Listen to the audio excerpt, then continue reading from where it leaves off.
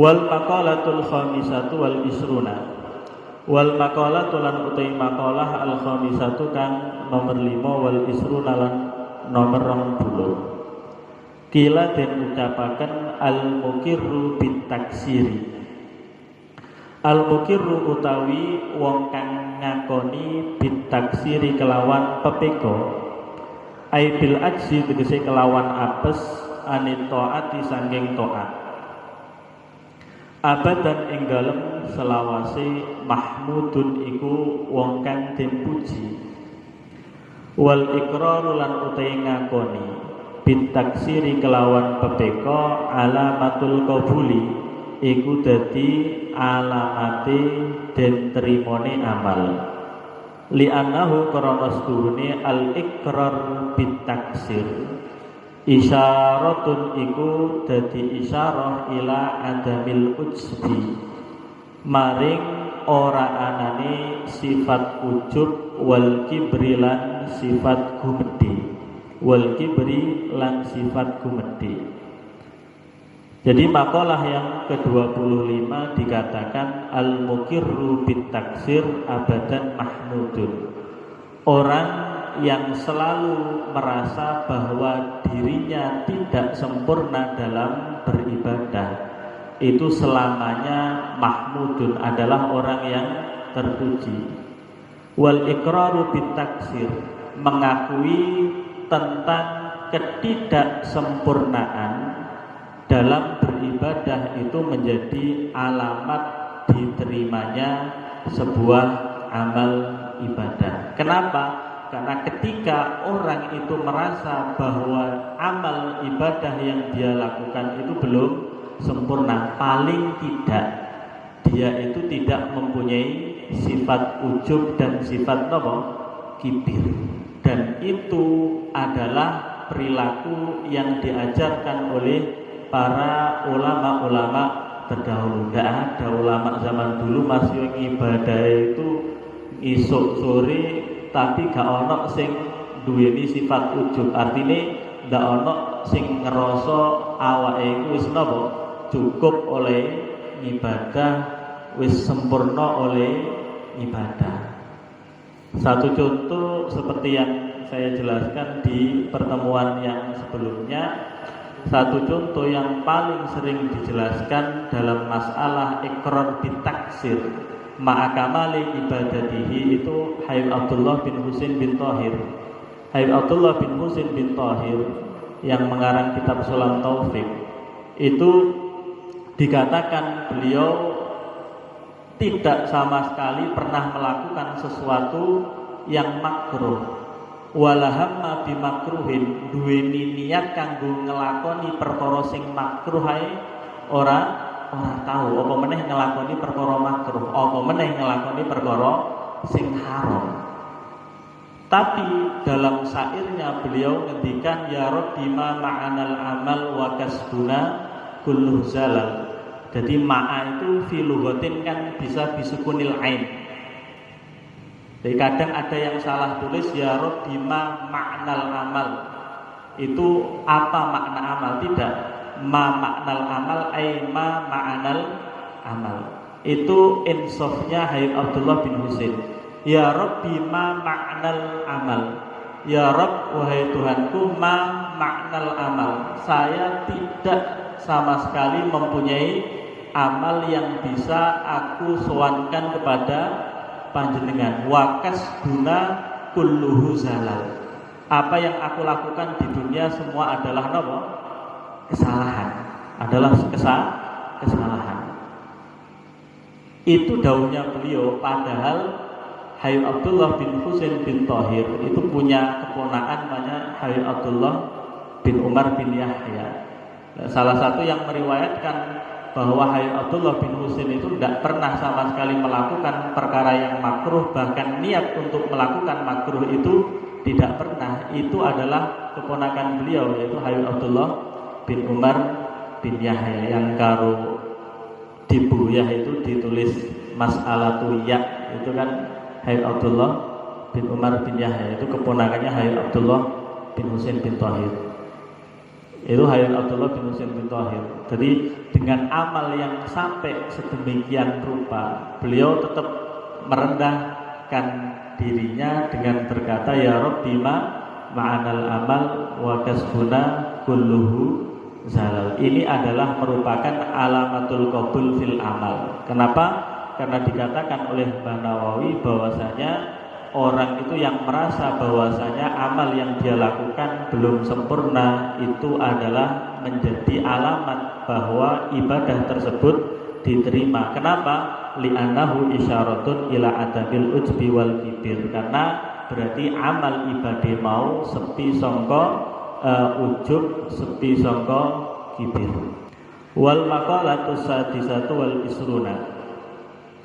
Wal maqalah tulan utai maqalah as-sadisatu kang nomor 6 wal isruna lan nomor 20. Kila iku den ucapaken kufranun nikmati utawi ngufuri nikmat. Lukmun iku den wodo. Ai adamu syukri tegese utawi ora anane syukur lin nikmati marang kenikmatan dalilun iku dadi dalil.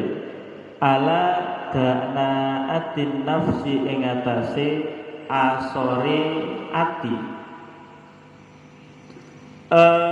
wa suhbatul ahmadi lan utawi ngancani wong kang kumpru wa huwa lan utai Ahmad wa diusyaiti iku wong kang nyelehaken swiji-wiji fi ghairi mahallihi ing dalem liyane panggonane syekh ma'al ilmi ing dalem sertane ngawruhi bikubhihi kelawan olone syekh sukmun iku ala ai ghairu mubarakin tegese ora den berkahi kama kaya hadis ruwiya kang kamaroa kama kaya hadis rawa kang ngriwayataken sapa at-Tabrani Imam Tabrani an Basyirin saking Basyir ngriwayatno annahu ing setuhune Kanjeng Nabi sallallahu alaihi wasallam kala iku ngendika sapa Kanjeng Nabi ngendikane isrimil ahmaqa isrim becik megoto sira al ahmaqa ing wong kang kumpul lafal ahmaq lafal isrim bikasril hamzati kelawan kasrai hamzah warra ilan ra aikta tegese becik megoto sapa sira wudahu ing demen ahmad wal makna lan utai maknane la tusahib iku aja ngancani sapa sira ing ahmad likubhi halatihi krana alane tingkai ahmad wali anna tiba alan korona suhune watek sarraqatun iku akeh nyolongi sarraqatun iku akeh nyolongi waqat yasri kulan terkadang nyolong tubuka apa watek sira minhu saking ahmad waqat yasri kulan terkadang nyolong tubuka apa watek sira minhu saking ahmad. Jadi makalah yang ke-26 dikatakan kufranun nikmati lukmun. Jadi mengkufuri nikmat itu adalah sesuatu yang jelek. Artinya ketika orang itu tidak mensyukuri terhadap nikmat Allah itu menunjukkan rendahnya jiwa orang tersebut. Jadi nalikane wong kok dikei nikmat karo Gusti Allah itu ora syukur, maka dia dikatakan danaatun nafsi, wong sing jiwane rendahan. Jadi jiwane kelas napa rendahan. Jadi salah satu hal yang menyebabkan seseorang itu ora iso syukur itu mergo ora gelem qanaah. Ndelok donya marang wong sing nuk dhuwuri terus akhirnya gak iso syukur. Akhirnya nek wong kaya ngono iku dia tidak merasa bahwasanya nikmat yang diberikan oleh Allah kepada dia itu sangat besar sekali. Karena memang kebanyakan orang itu dia ketika mendapatkan nikmat tidak merasakan nikmat tersebut, tapi ketika nikmat itu hilang maka barulah dia merasakan ternyata itu adalah nikmat. Lumrahe wong itu sampean. Dan juga satu, orang itu konotasinya nikmat itu duit. Konotasi nikmat itu duit. Padahal rezeki itu banyak. Rezeki itu bisa berupa sihatul badan, iman, sabatul iman, itu juga rezeki. Jadi mulanya Sayyidina Ali itu ngendikan an-nikmatu iza zalat urifat. Itu kila itu daunnya Al-Imam Ali radhiyallahu anhu. Jadi an-nikmatu iza zalat urifat. Nikmat itu ketika hilang urifat, baru nikmat itu akan kita sadari, akan kita ketahui. Semasa kita masih punya tangan yang sehat, kaki yang sehat, maka orang tidak mungkin sadar bahwa tangan sehat itu adalah nikmat dari Allah, kaki yang sehat itu nikmat dari Allah. Tapi ketika wis ora perlu nemen-nemen lah, sampai kakinya diamputasi, asam urat itu wong wis ngeluhe gak karo ternyata wong duwe tangan sing sehat, sikil sing sehat itu ternyata nikmat sing gede sangka Gusti Allah. Ketika nikmat itu dicabut, maka kebanyakan orang baru merasa bahwa itu adalah nikmat. Jujur saja, kita semua ini tidak menganggap tangan sehat itu nikmat, tidak menganggap kaki yang sehat itu itu nikmat. Baru ketika kaki sehat itu dicabut karo Gusti Allah, maka kita akan merasa bahwa ternyata itu adalah nikmat yang sangat luar biasa. Jadi saya itu kalau mencontohkan mudah saja. Kalau kalau pernah ngaji dalam bab masalah jinayah, dalam bab masalah jinayah, kalau ada orang motong kuping, itu diatnya berapa? Itu nisfu diatin kamilah. Diah kamilah itu 100 unta. Kalau satu kuping berarti setengah diah kamilah 50 unta. Coba sekarang sampean kupingnya diketok sitok diganti karo unta sitok. Unta napa saya? Itu kira-kira gelem enggak? Kan enggak.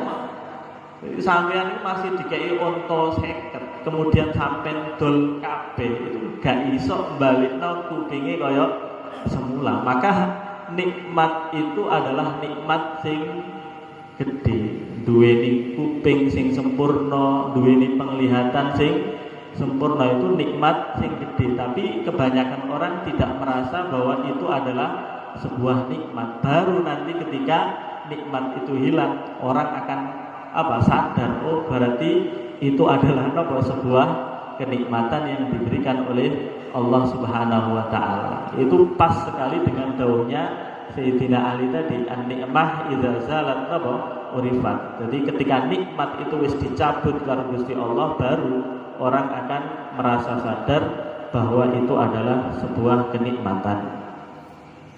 Kemudian didhawuhkan lagi, wasuhbatul ahmaki sukmun. Jadi kekancan karo wong sing ahmak, kumprung. Kumprung itu bukan bodoh. Nek wong bodoh lak gak ngerti. Tapi ahmak itu didhawuhkan oleh Mbah Nawawi, wadhi'us syai'i fi ghairi mahallihi ma'al ilmi biqubhi. Orang yang mengetahui bahwa sesuatu itu adalah tidak baik tapi dilakukan. Jadi ngerti nek haram tapi tetap dilakoni, ini ahmak. Jadi beda nek jahil kan dekne gak ngerti nek iku haram kemudian dilakukan. Kalau ahmak itu wong sing ngerti tapi ora ngelakoni apa sing dingerteni mau.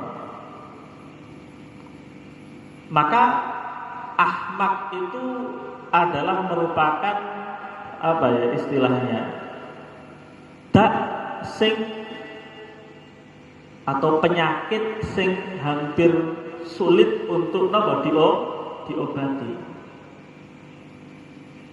Jadi nelateni wong sing bodoh itu luwih gampang daripada nelateni wong sing ngerti tapi ora gelem aslinya bodoh tapi ora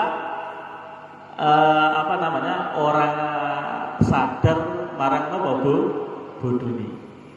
Itu luwih angel, itu ahmak seperti itu. Wadi usyek Dawi Mbah Nawawi fi ghairi mahallihi, orang yang meletakkan sesuatu tidak pada tempatnya, ma'al ilmi bikubhi, tapi dia tahu sebenarnya kalau itu tidak boleh. Itu ahmak, pekok. Maka ada sebuah syair yang dalam syair itu dikatakan likul lida'in dawaun yustatabbu bihi. Tiap penyakit itu pasti ada obat yang bisa menyembuhkannya. Illal hamakota a'yat man yudawiha, kecuali sifat kumprung a'yat man yudawiha, itu ngangelno wong sing obati. Jadi angel obatane wong sing ngobati wong sing kumprung. Mulane sampai dingendikakno isrimil ahmad. Ini dawuh Kanjeng Nabi, ini hadis. Nabi ngendikan isrimil ahmad aik tok wuddahu.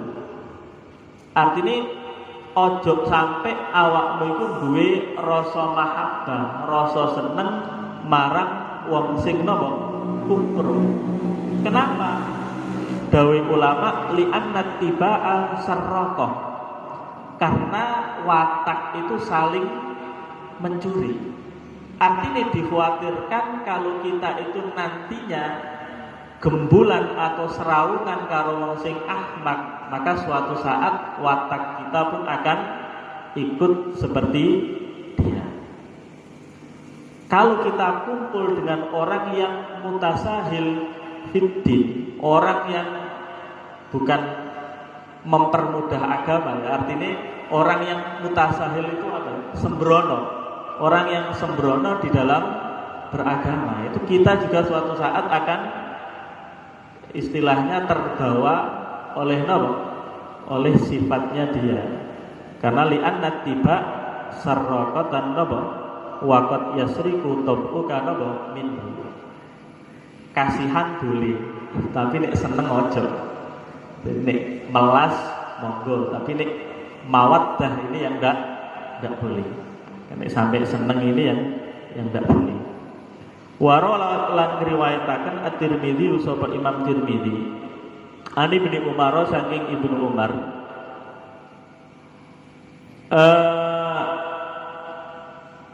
Anan Nabiya riwayatna anan Nabiya instune Kanjeng Nabi sallallahu alaihi wasallam. Kala iku ngendika sapa Nabi ngendikane khoslatani utawi tingkah loro. Man iku utahi sapane wong kanata iku lamun ana apa khoslatani fihi iku ing dalem man kataba mongko bakal perintah nulis hu ing man Allahu sapa Gusti Allah sakiran hale wong kang syukur sabiran tur hale wong kang sabar.